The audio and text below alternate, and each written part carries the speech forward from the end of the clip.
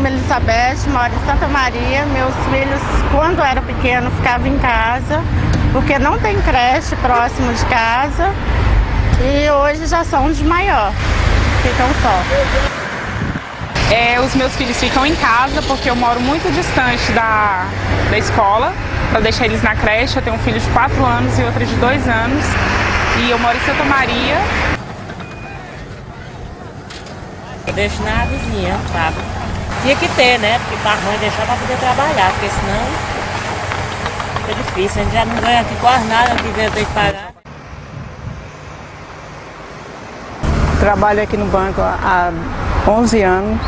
Na época que eu tinha, minha filha era pequena, eu tive que pagar. Ela tinha 7 anos, eu tive que pagar uma pessoa para ficar cuidando dela. Eu comecei a trabalhar aqui, tenho 13 anos, meus filhos ficavam em casa sozinhos. Minha irmã também trabalha fora, tem uma menina de 4 anos e fica lá com as outras também sozinha, porque não tem como a gente deixar, né? Por enquanto que olha meu marido é um senhor doente e ele que olha eles.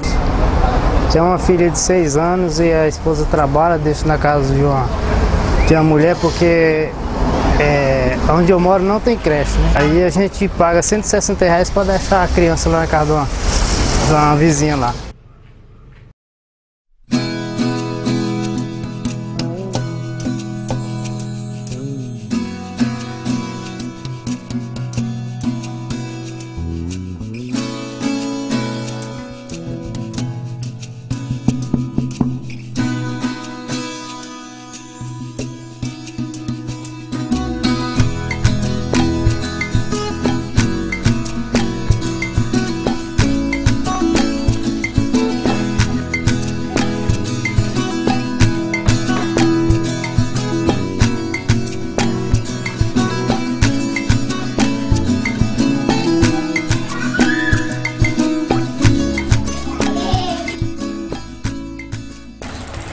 Eu sou professora da rede pública do Distrito Federal, porque eu trabalhei no serviço social uma época e aqui era uma invasão enorme. E quando a gente ia fazer as visitas nas casas, tinha muita criança sem a proteção mínima, e algumas crianças ficavam trabalhando no lixão e tiravam comida de lá também. E eu achei aquilo um absurdo. Aí eu fiquei pensando, junto com um grupo que eu trabalhava, o que a gente poderia fazer para amenizar essa situação. Foi assim que começou o trabalho. Não existe creche pública.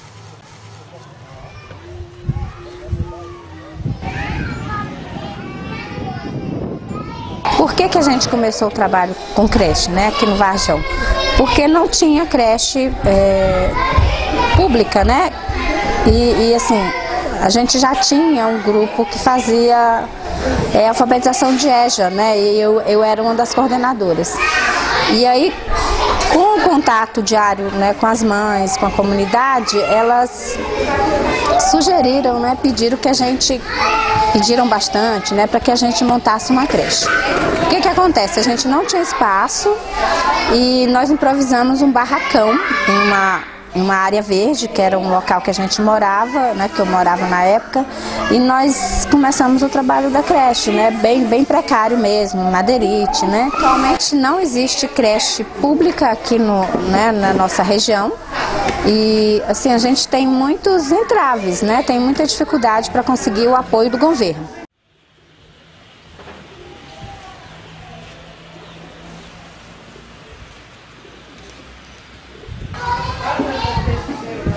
São 30 de manhã, 30 à tarde.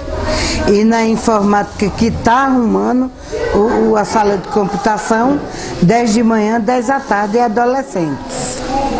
Agora, a parte de lá são os meus filhos, os que eu peguei a guarda. Terminei, não sei como, absorvendo algumas crianças que estavam numa situação de vulnerabilidade terrível, ou de extrema pobreza, ou de maus tratos, grandes maus tratos. E terminou, nesses casos parece que nem era eu. Eles mesmo me adotaram. Ele não foi Chico. Hoje a gente trabalha, né, com as domésticas, né, com as mães que não têm que deixar seus filhos para trabalharem.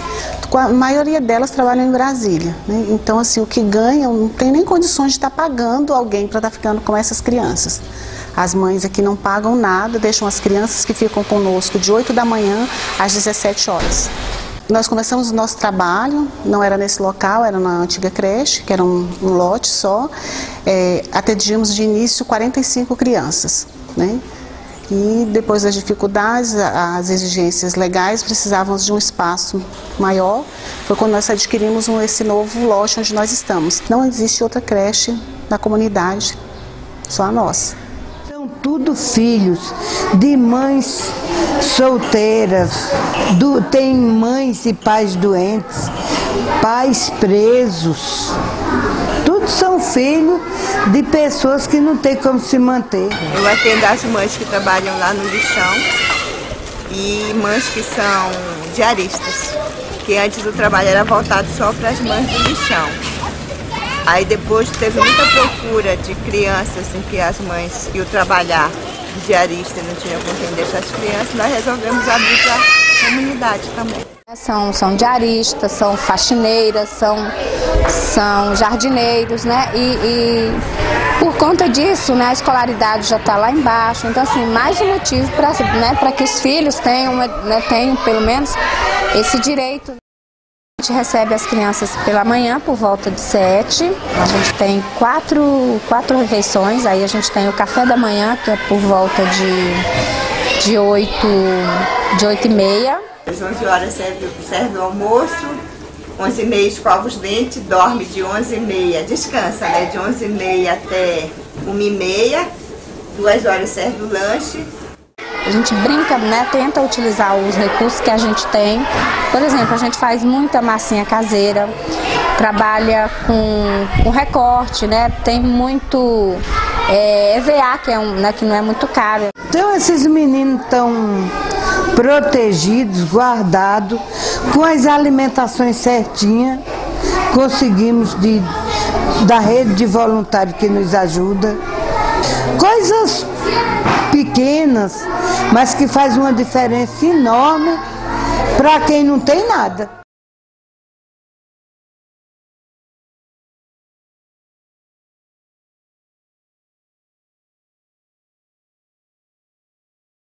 Os principais gastos da creche temos água, né? Água, luz, telefone, contabilidade, né? E a manutenção, até mesmo com alimentos, né? Ganhamos alguns alimentos, mas às vezes precisamos completar, tá comprando algum mantimento para dentro da instituição. Na nossa instituição, como ainda estamos em fase de reforma, numa obra, então a gente ainda tem os gastos com a obra também. Nós temos o pagamento de pessoal, temos o pagamento da água, da luz e do telefone, temos a compra de carnes, de material de limpeza e a manutenção, né, em geral. Se quebra, por exemplo, as descargas, agora estão 3 quebradas, eu vou ter que chamar alguém e pagar, né, para alguém fazer esse serviço. Alimentação, pagar encargos de professores, de pessoas que façam o trabalho, porque toda instituição tem quem faz o trabalho. Tem quem cozinha, limpa, nesse caso aqui é isso, dá aula, pagamento, água, luz, né? Tudo isso, telefone, né? Material de limpeza, tudo isso. A gente sobrevive de doações, são pessoas físicas, né?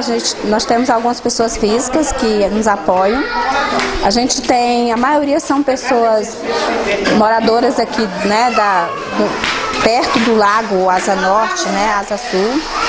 E um meio que a gente descobriu que gera renda são bazares, né? A gente faz bazares permanentes, né? São coisas usadas que a gente, roupa, sandália, sapato que a gente usa, que a gente pede a doação e vende na própria comunidade. A gente faz os nossos bazares nos domingos.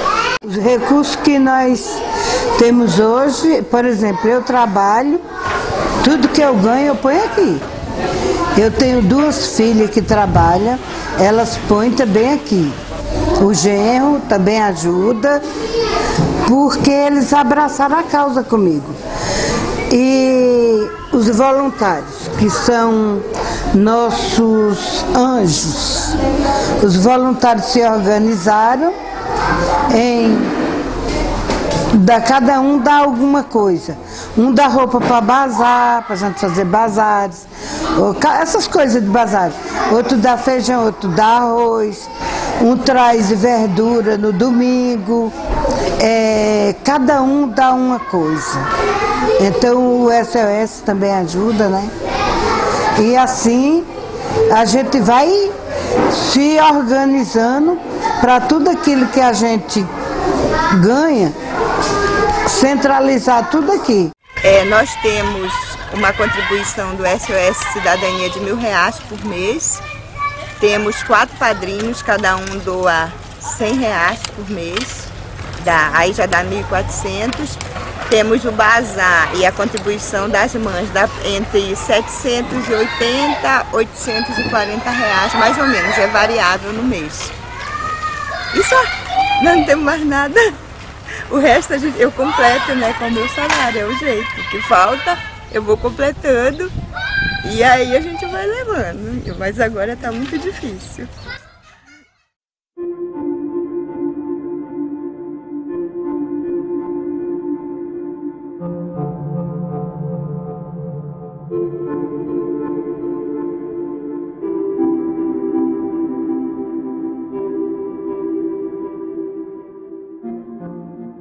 Não temos o alvará de funcionamento, né?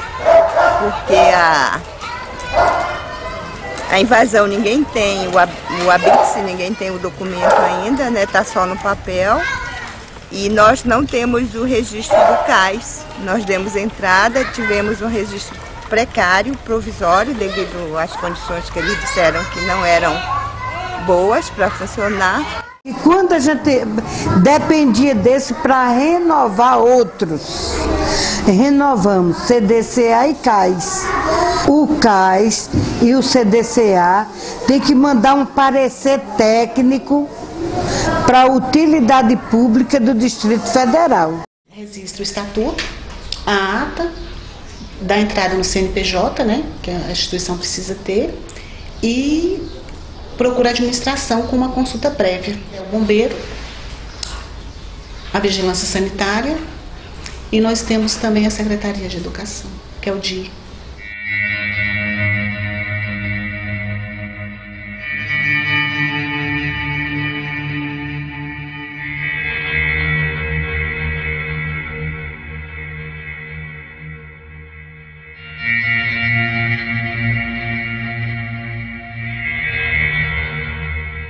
Mas no momento que alguém resolve cuidar daquela criança, ela recebe uma lista de dificuldades, de burocracias intermináveis. Quando você consegue uma coisa, surge outra.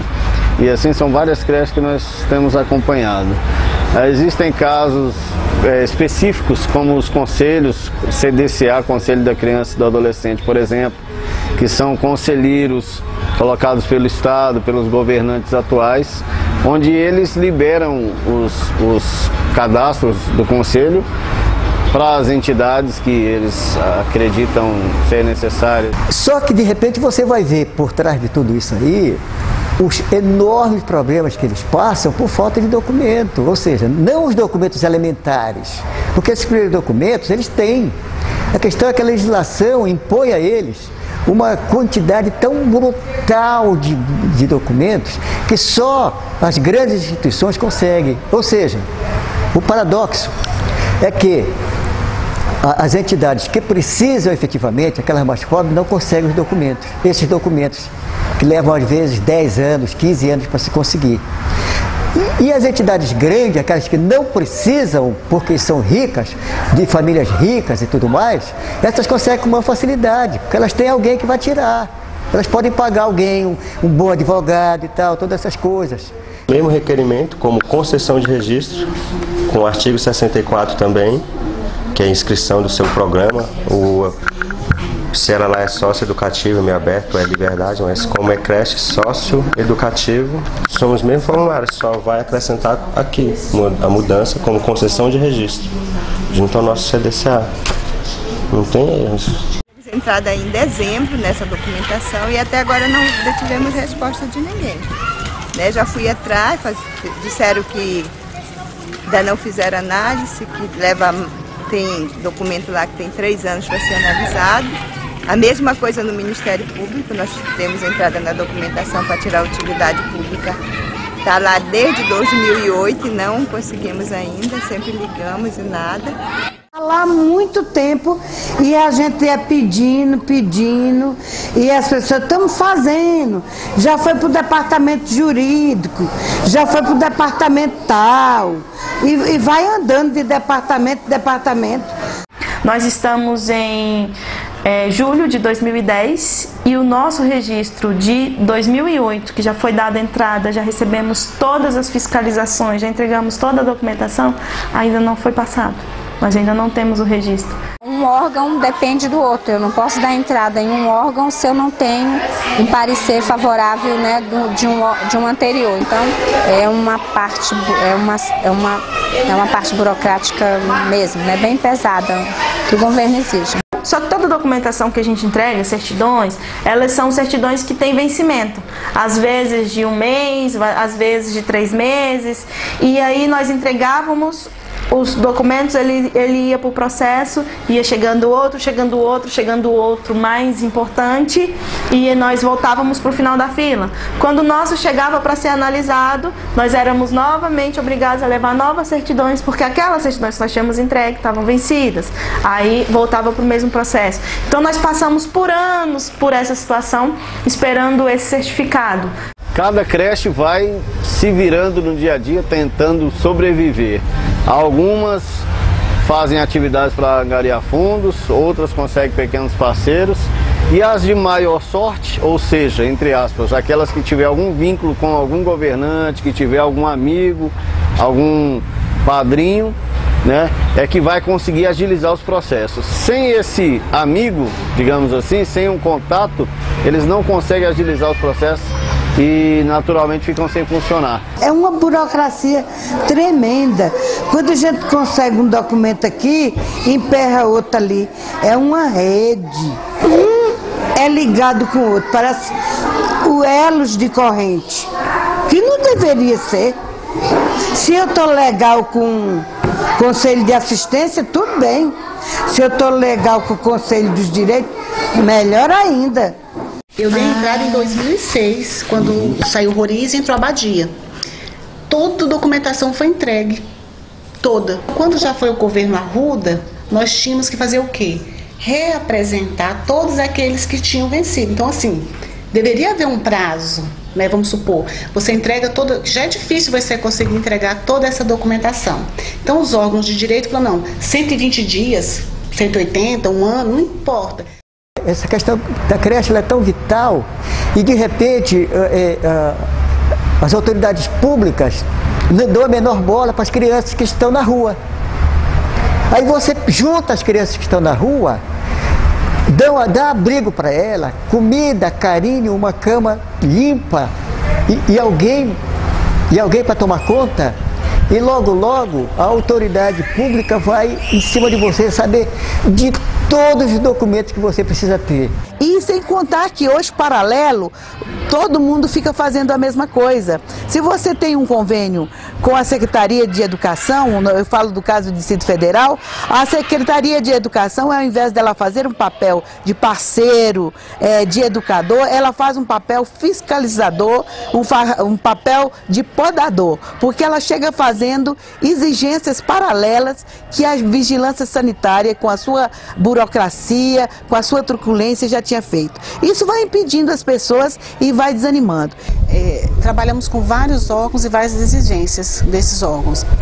Precisamos da liberação da vigilância sanitária, mas devido a algumas exigências, se a creche não tiver com tudo regulamentado, obra, um pisozinho quebrado, uma rampa, a vigilância sanitária pode vir aqui lacrar as portas, né? Então eles te dão um prazo muito curto e não quer saber de onde vem esse recurso, se a gente tem um recurso, de que forma a creche sobrevive. Eles vêm, fazem a fiscalização e quer que aquelas exigências sejam cumpridas, né? Às vezes eu fico olhando assim para as exigências assim, né, da vigilância, álcool gel, assim, eu vou aqui na escola, né, que é pública também, eu não vejo nem papel higiênico na escola, né, da comunidade. Revestimento em todas as paredes, né, a cozinha tem que estar até o teto, né, revestida de azulejo. São ótimas, né? As exigências são boas, né? Não vou dizer que não são, que não tem, né? Que elas não têm razão, né? Mas só que tá pedindo as coisas certas para as pessoas erradas, né? Assim, tá totalmente fora, né, do padrão da nossa comunidade. A gente tem pessoas aqui que não tem piso na casa. Por que não senta e não tenta ver uma medida, né, que dê para as duas, né, que dê pra gente, né? Só que a legislação não permite que você dê apenas uma casa, comida e uma boa educação para uma criança dessa. Eles querem papel. A saga do poder público é ter papel. O poder público não manda um profissional no local saber se a criança é amada, saber se a criança é respeitada, se ela tem uma boa alimentação, se ela tem um bom lugar de ficar, de morar. Então esse para nós é um dos maiores problemas da periferia que nós temos. Essa parte social, ela poderia ser muito melhor ser resolvida se o poder público efetivamente cumprisse a responsabilidade dele. Então nós não podemos sair por aí construindo creches e tal, até porque normalmente elas são embargadas. Normalmente o poder público manda diversos profissionais lá apenas para jogar pedra. Outra coisa é, antes de você exigir tanto, né, você tem que fazer a sua parte, que o governo não tem feito. Né? Ele exige muito das entidades sociais, mas ele não dá nada em troca. Nós trabalhamos como voluntários por boa vontade, né, por solidariedade às outras pessoas. E o governo não vê essa parte, né? Você está fazendo o trabalho existe, e eu vou te ajudar nisso, naquilo. E não dificultar, como muitas vezes dificultam. A gente pede uma declaração de funcionamento na administração, a pessoa sabe que você funciona, que a sua entidade é legal, que você não é um picareta, mas não te dá aquele documento porque diz que falta um apêndice, que falta não sei o quê, e não dá pra... As crianças que por falta de uma creche ficam sozinhas na casa, pelo perigo a que elas estão expostas, elas podem ser recolhidas pelos órgãos competentes e encaminhadas a abrigos, onde elas passam a morar com muitas outras crianças e muitas vezes longe das famílias, que às vezes não têm condições de visitá-las nem nos finais de semana. Porque eles realmente não têm noção do que passa dentro de uma comunidade, das necessidades, das dificuldades. E chega fazendo tantas exigências, muitas vezes, que é impossível você concretizar os seus planos, os seus projetos em relação a um trabalho que realmente salvaria muitas vidas. São 6 creches que nós apoiamos hoje. Apenas uma, depois de mais de 25 anos, conseguiu todos os documentos necessários para fazer um convênio com a Secretaria de Educação. E hoje ela está plena, hoje ela tem mais de 1.100 crianças em 4 creches, lá em Ceilândia. Esse é um grande exemplo de cidadania, esse é o trabalho feito lá pelo Centro Comunitário da Criança, um trabalho extraordinário.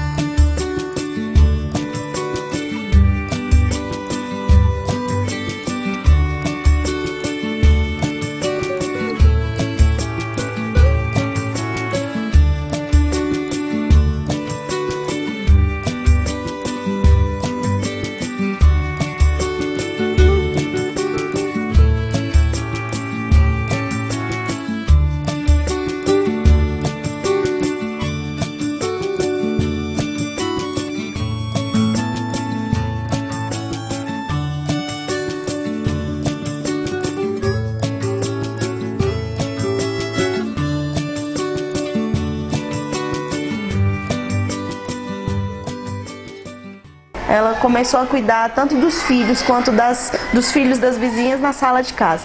Enquanto as mães iam trabalhar, ela ficava com as crianças lá.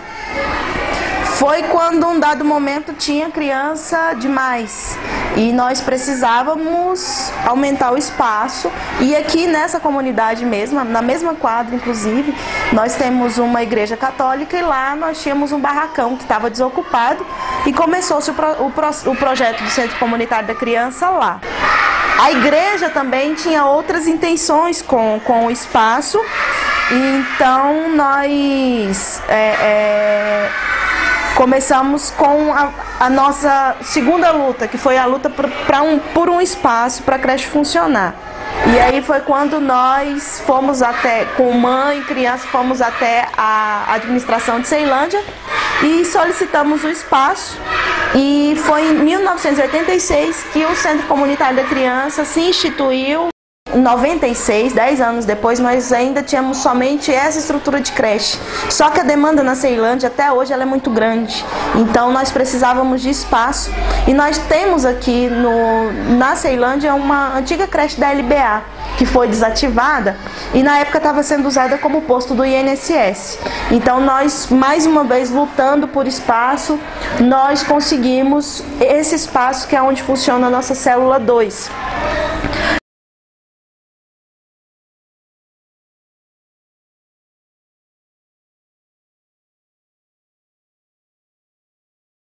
Nós conseguimos a nossa cadeira na Câmara Legislativa e lá nós ficamos 1 ano e meio apenas. Mas nesse 1 ano e meio nós pudemos mudar muito da realidade de muitas crianças. Até então, até 2006, nós tínhamos 2 unidades, que era a célula 1 e a célula 2. E nós atendíamos a 250, 300 crianças. Hoje, o Centro Comunitário da Criança, ele possui 4 células, são 4 unidades de creche e mais 2 centros de produção, que é do atendimento às famílias e atendimento às creches. A gente tem o nosso carro-chefe, que é o atendimento às crianças, a gente tem a creche, mas as mães, de alguma forma, elas precisam participar. Fazendo alguns dos cursos que nós oferecemos, que temos o curso de informática, de tecelagem mineira, de alimentação alternativa, de corte e costura, de bonecas, de bolsas. Elas participam de algum desses cursos, mas elas também têm autonomia para não gostar de nada disso e não querer fazer os cursos. Não tem problema, vem para a creche para poder ajudar a cuidar dos meninos, ajudar a fazer a comida das crianças, ajudar a dar banho, ajudar a limpar o espaço. De alguma maneira elas participam durante a semana, aquelas que não podem, aquelas que não estão trabalhando, e nos finais de semana, feriados, a gente oferece oficinas, cursos também de pequena duração, reuniões, encontros, para que a família esteja efetivamente inserida nas atividades da creche. Não adianta trabalhar só a criança, você precisa trabalhar a criança, você precisa trabalhar a família e você precisa trabalhar a comunidade. Cada criança que sai do centro comunitário, ela sai um cidadão. Tanto que nós temos N exemplos de crianças quando nós conhecemos há 17, 18 anos, e de todas elas estão bem empregadas, todas elas têm constituído família, todas elas têm um bom emprego, uma casa direitinho e tal, todas elas são pessoas muito dignas. Eu fui alfabetizada no Galpão, que é onde hoje nós funcionamos com atendimento às famílias, e hoje a nossa diretoria ela é toda formada por meninos que foram criados dentro da instituição.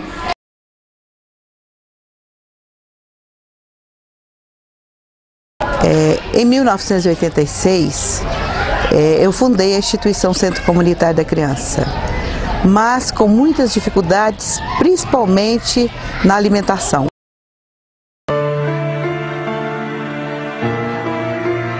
O maior problema era alimentar as crianças.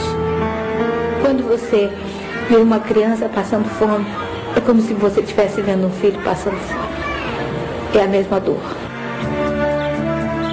Ela começou então a semear uma nova ideia. Ele nos deu um livrinho que tinha sido feito pela doutora Clara. E o livrinho mostrava muito daquilo que a gente já engateando fazia aqui, que era o aproveitamento de casca, de semente, de folha, de talos. E aí foi quando nós começamos o trabalho com a alimentação alternativa, com a multimistura, com o reaproveitamento. E surgiu por uma necessidade, por uma feliz coincidência, que foi conhecer a doutora Clara, que até hoje nos acompanha, que até hoje nos visita e nos orienta nessa questão da alimentação.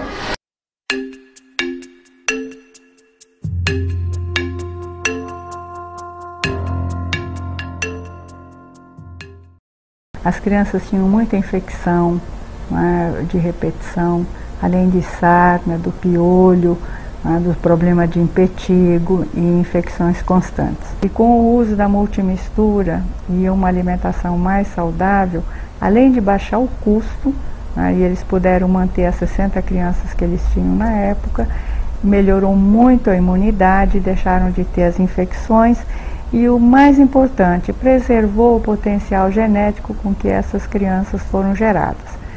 E com o passar do tempo perceberam o que houve de aumento no aprendizado e também na prática dos esportes, que essas crianças passaram a ser inclusive premiadas na Marotinha daqui de Brasília. Compararam a creche do centro comunitário com duas outras. Em relação ao centro comunitário, uma das creches que não usava multimistura teve 59% de cárie a mais e a outra 67%, porque a multimistura, principalmente o farelo, contém uma substância chamada fitato, que é anticariogênico. Repare nas crianças do centro comunitário e veja a disposição delas na mesa, a fisionomia, a pele, o cabelo. E conseguimos mudar, economizando, utilizando pouco, mudar também a questão da alimentação das crianças. E a gente percebeu que com a alimentação, uma boa alimentação, a gente conseguia mudar muita coisa. A gente tinha crianças que estavam mais dispostas, que aprendiam mais, que brincavam mais e, consequentemente, se tornavam mais felizes, né?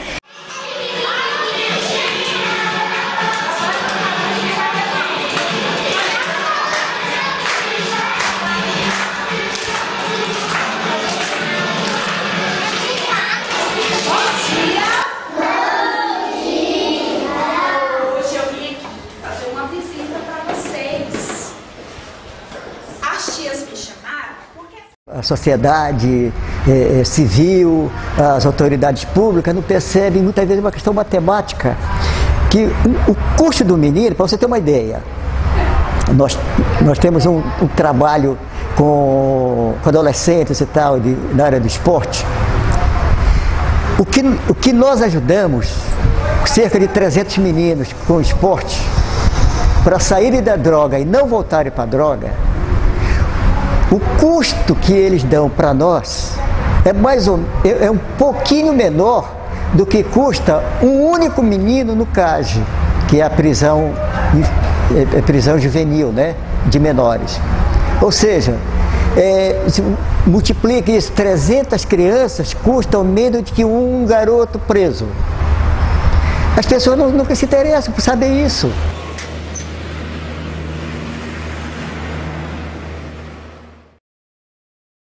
Nós somos nessa cidade, chamada Cidade Satélite do Distrito Federal, nós somos 600 mil habitantes e aqui nasce quase 8 mil crianças por ano. Filhos de meninos e meninas menores de 19 anos, de 10 a 19 anos. Meninos que não têm aonde morar, meninos que não concluíram nem o ensino fundamental, meninos que não têm profissão e que estão aí colocando seus filhos no mundo sem nenhuma expectativa. Crianças de 2, 3, 4, 5, até crianças de 8 anos que a gente sabe que não tem ainda uma maturidade. Muitos deles ficam com seus irmãozinhos em casa, passa a ter uma responsabilidade que a própria infância, né, ele desconhece o que é aquilo ali, o que é a responsabilidade de ficar com um irmãozinho menor, e essa mãe precisa sair, essa mãe precisa trabalhar para colocar o alimento dentro de casa. Essas crianças acabam ficando sozinhas, onde hoje em dia a gente vê os acidentes, as tragédias, e quem está de fora é muito fácil julgar essa mãe. Por que deixou sozinho? Por que essa criança não ficou numa creche?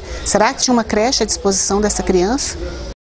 As crianças não esperam, né? Elas crescem, elas têm fome, elas têm muitas necessidades, os pais delas também trabalham com muita dificuldade, então é muito difícil essa questão. Vivemos um sistema social injusto, onde uma mãe que passa o dia todo trabalhando fora não tem condições de deixar seu filho numa creche. O que as pessoas precisam se conscientizar é da externalização do custo de uma empregada. Quem paga é a criança. É fácil para mim a autoridade chegar para uma comunidade carente e estar cobrando de quem faz um trabalho o que eu mesmo não faço, né? Então, assim, é a questão, né, da imposição mesmo do Estado, né, de ser uma mão aí de duas vias, né? Então, quero saber de educação, por que alguém tem que se preocupar com criança que fica sozinha, né? Criança de 3, 4 anos, né? Os pais, né, que se virem, não estou nem aí, né? Então, assim, é a questão do descaso, né? Com a primeira infância, com a educação, né? Com o ser humano, né? Os líderes comunitários são pessoas extraordinárias. Líder comunitário é alguém absolutamente especial, alguém dotado de um dom de doação extraordinário. Então, essas heroínas aí que utilizam de todos os benefícios que tem e o que não tem, para poder fazer um trabalho social de qualidade, de fazer alguma coisa para a sociedade. Então essas pessoas, muitas das vezes, elas entram numa situação muito delicada, porque de repente, quando elas percebem, elas estão devendo de empréstimo pessoal, de banco e tal, para pagar coisas que é da própria creche, que é uma responsabilidade do Estado. Então, eu gostaria de chamar a atenção das pessoas para esse fato, porque esses líderes comunitários jamais vão deixar uma criança passar fome, nem que para isso eles tenham que passar por eles passam necessidade, a família deles passa necessidade.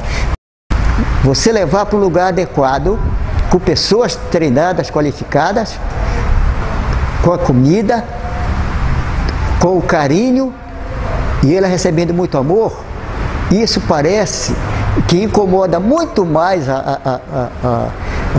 as autoridades públicas do que a criança passando fome na rua.